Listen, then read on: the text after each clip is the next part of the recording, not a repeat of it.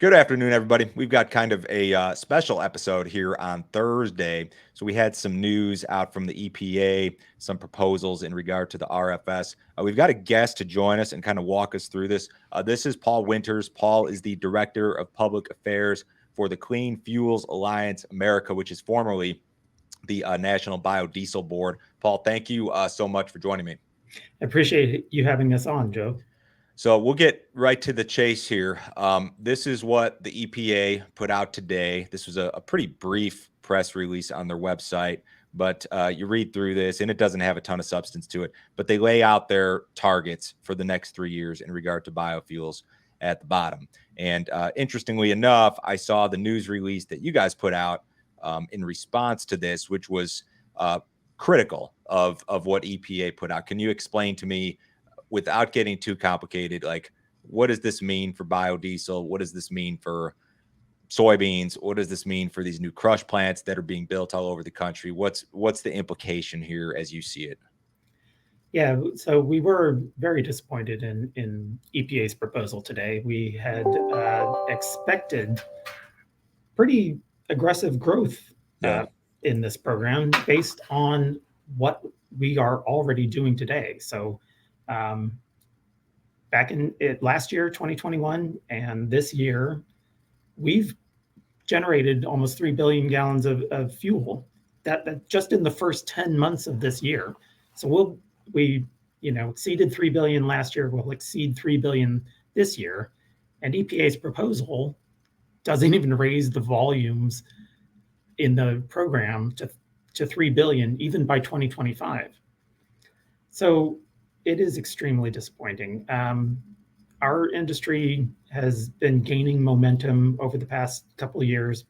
This is a huge moment for us. There are projects across the country. There's a lot of renewable diesel capacity that's been planned. There's a lot of small biodiesel producers who have been generating fuel for 10, 20 years now. And we want space in the market for both of those fuels. We don't want them to end up competing with each other.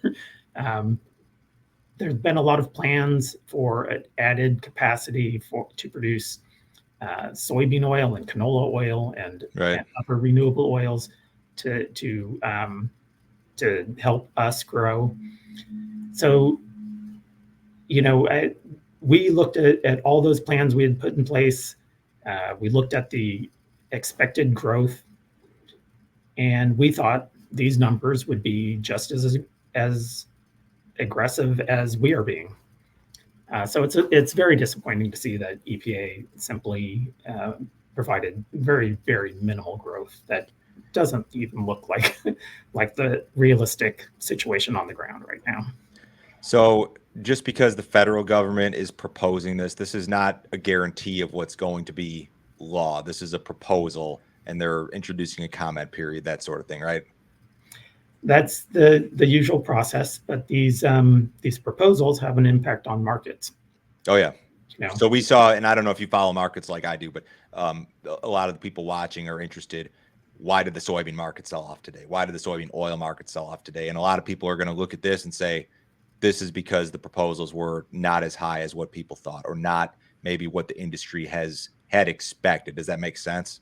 That's absolutely what happens every single time EPA makes one of these proposals. And, people understand that EPA's volume proposal doesn't match what they are experiencing and what they've planned for. So we've had a lot of in my industry, which is I deal with farmers. We talk about grain marketing and grain markets and plans when it comes to production. There has been a lot of chatter, over the last, this is going back months, even maybe a couple of years now, about how we're going to need all these additional soybean acres, sustainable aviation fuel, all of these tax incentives that the states and the federal government are going to provide. Does this, what we saw today, really throw a wrench in the works of those plans, or are those all things that can still be achieved, and this is just a bump in the road? Well, again, it simply doesn't match all of those plans. So Right. we do know that California intends to keep growing. We know that Oregon has its own clean fuel program that's growing. States across the Midwest have already put in tax incentives like Missouri, Illinois, Iowa, and other states across the Midwest are planning to do the same, including Indiana and Nebraska. So they are looking to build markets for the fuel that's being produced in their states. But So this doesn't affect that. This is a stupid question. This federal stuff is not going to necessarily impact the state by state stuff. No, but it could impact the success of those programs eventually, because most producers will when they are planning for added capacity, they'll sort of calculate in the credit value from the federal program as an added part of their cost structure. So the state incentive would be one thing, but the federal incentive would be an additional. Yeah, and it could be the difference between moving forward and not moving forward. For all of these crush facilities that are in the works. So some of them are under construction, some of them haven't broken ground. Is this going to be a deal where the ones that haven't broken ground are going to think twice about it now? Possibly, or it could induce companies to sort of shutter older plants as they build the new ones. So rather than adding capacity to this system, they simply replace existing capacity. And otherwise, it doesn't really change the market. A lot of these crush facilities were planned because of the disruption in trade over the past few years, where China was a very inconsistent buyer of U.S. beans. Keeping the crop in the United States and crushing it here gives farmers two crops, essentially, the bean meal and the oil. And then they can market both of those separately. But this could force farmers back into the system of simply shipping beans overseas. What do you think was the EPA's motivation? Is there a political motivation? Is there a financial motivation? Is there any reason, in your opinion, why this did not match the expectations of your group in particular? Well, this rule is way overdue. It should have been finalized a year ago. Mm-hmm. And the original proposal we had hoped would come out back in the summer and be finalized by now.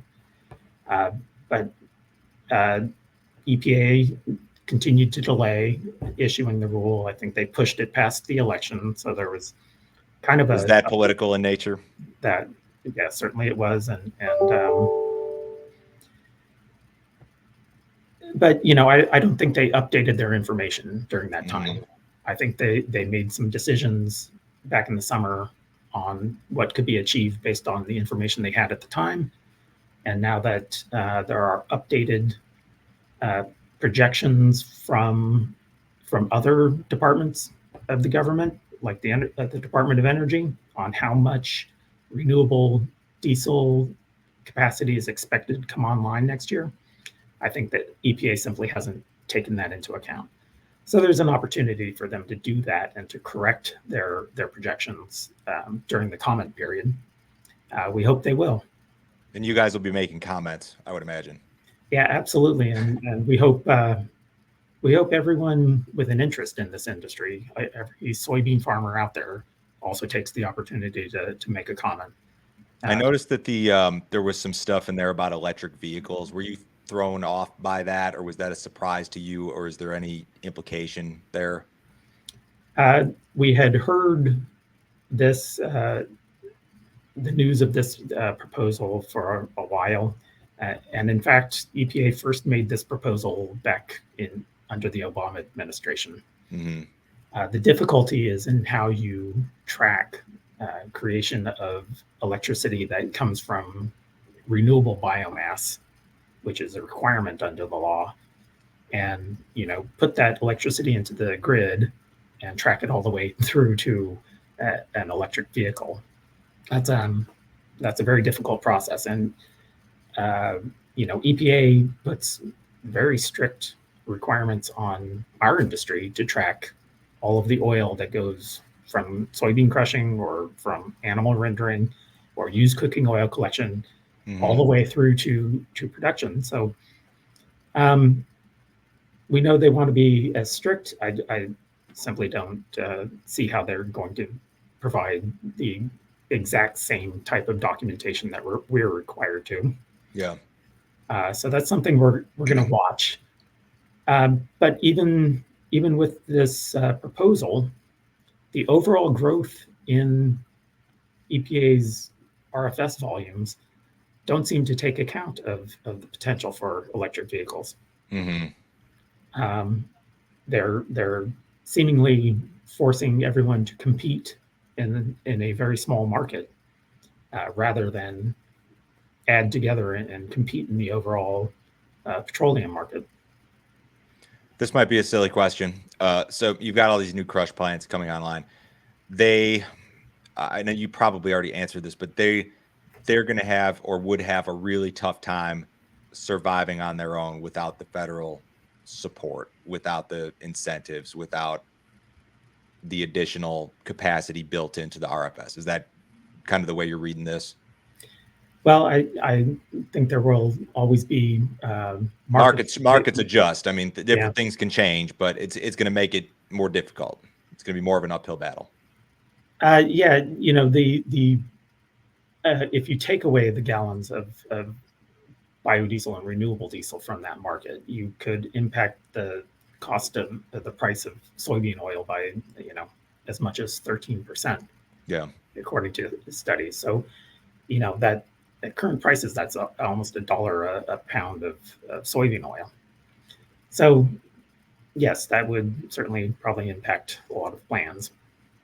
So, long story short, I'm not going to keep you too much longer. Kind of a disappointing deal for you guys in the biodiesel industry. Probably disappointing for, would you say it's a disappointing day for soybean growers and those who were betting on this big expansion in crush, or is it too early to say that? Now, we've certainly heard from the soybean associations here in Washington, D.C., and from several of the states that they are just as disappointed, if not more so, than we are. Hey, Paul, that was a really great talk, and I'm glad you were able to join me today. Would you mind if I bothered you again if this changes sometime down the road? I'm always happy to talk with you, Joe. There's going to be a lot of farmers and people that watch this who are really, really interested in this topic. It's one of the hottest topics in agriculture that we're going to see here, I think, the next few years. Paul, appreciate it. Have a nice day. All right, we'll see you later. All right, thanks, Joe.